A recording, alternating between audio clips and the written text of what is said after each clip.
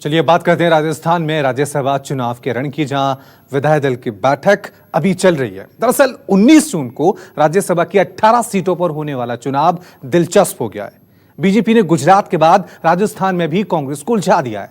राजस्थान की 3 सीटों पर चुनाव हो रहा है। संख्या बल के हिसाब से कांग्रेस 2, जबकि बीजेपी 1 सीट पर अपने उम्मीदवार जिताने की स्थिति में है। हालांकि बीजेपी ने चौथा उम्मीदवार उतारकर चुनाव को दिलचस्प बना दिया है। तो सब एकजुट होकर के हम लोग इन फासिस्ट ताकतों को हराएंगे। कोई भी अगर भ्रम फैलाने की कोशिश कर रहा है, भ्रमित करने की कोशिश कर रहा है, तो वो सिर्फ अपना टाइम जाहिर कर रहा है। राजस्थान की वीरभूमि को ना कोई हरा पाया है, ना हरा पाएगा। मोदी जी कहते थे कांग्रेस मुक्त भारत बनाएंगे। कांग्रेस मुक्त कभी होगी नहीं देश से। देश में रोंद रहा भारतीय जनता पार्टी का नेतृत्व सत्ता हथियाने के लिए किसी हद तक भी गिर सकता है। दोनों सीटें जीतेगी। राजस्थान के अंदर किसी को भ्रम नहीं होना चाहिए। वास्तविकता है तो हम सब लोगों को 19 तारीख को देखेंगे, जब दोनों हमारे उम्मीदवार भारी बहुमत के साथ जीतकर यहां से दिल्ली जाएंगे। 3 सीटों के राज्यसभा चुनाव से पहले राजस्थान का सियासी पारा गर्म हो गया है। बीजेपी के दूसरे उम्मीदवार के मैदान में आने से चुनाव दिलचस्प हो गया है।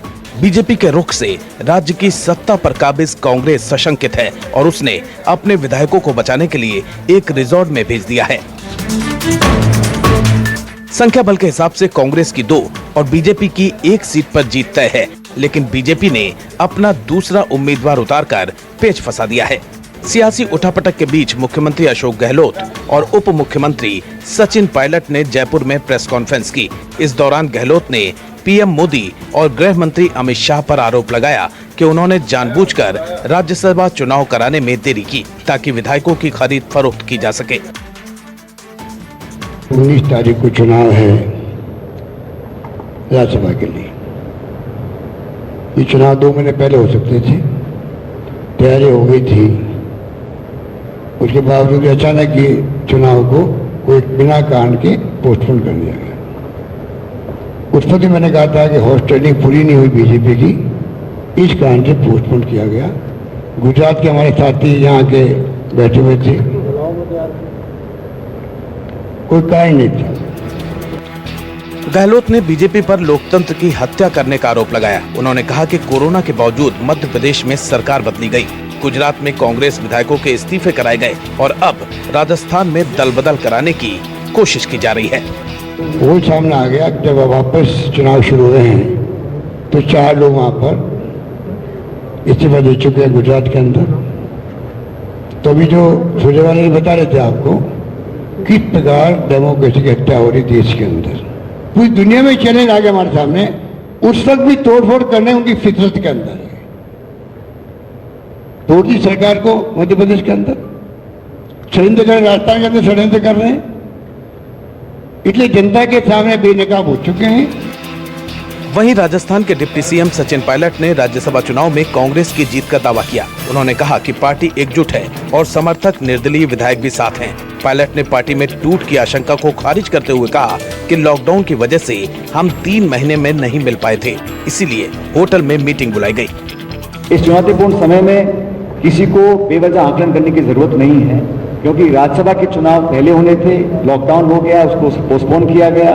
लेकिन हम लोग जानते हैं कि जो सरकार चलाने का काम हो रहा है उसमें सभी विधायकगण हमारे साथ खड़े थे, खड़े हैं और खड़े रहेंगे। वेणुगोपाल जी और वीरा दांगी जी ने नामांकन भरा था कुछ समय पहले, और आज सभी साथियों से, और आप में से कुछ दोस्त पूछ रहे थे कि यहाँ क्यों बुलाया, वहाँ क्यों बैठे। हमारे दल के लोग हैं, कोरोना में 3 महीने आपस में मुलाकात नहीं हो पाई थी, तो खुले में, क्योंकि घरों में सोशल डिस्टेंसिंग मेंटेन नहीं हो पाती, इसलिए कल और आज यहाँ इस होटल में मीटिंग करने का हम लोगों ने मन बनाया। भारतीय जनता पार्टी का नेतृत्व, प्रधानमंत्री श्री नरेंद्र मोदी जी और अमित शाह जी की जोड़ी, वो प्रजातंत्र को ध्वस्त करने में, वह लोकतंत्र का चीरहरण करने में पूरे देश में लगे हैं। प्रजातांत्रिक मर्यादाओं, परंपराओं और संस्कारों, उनको पूरी तरह से पूरे देश में रोंद रहा भारतीय जनता पार्टी का नेतृत्व सत्ता हथियाने के लिए किसी हद तक भी गिर सकता है, ये बार बार पूरे देश में साबित हुआ है। कांग्रेस ने आरोप लगाया कि बीजेपी विधायकों को 25 करोड़ रुपए का ऑफर दे रही है। कांग्रेस के मुख्य सचेतक महेश जोशी पहले ही पुलिस को पत्र लिखकर शिकायत कर चुके हैं कि कर्नाटक, गुजरात और मध्य प्रदेश की तरह राजस्थान में भी चुनी हुई सरकार को अस्थिर करने के लिए विधायकों को 25 करोड़ रुपए तक का ऑफर दिया जा रहा है।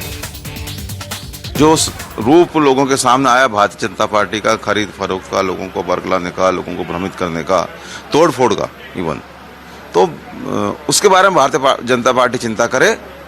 हम हमारे विधायकों के साथ कैसे रहते हैं ये हमारा मैटर है।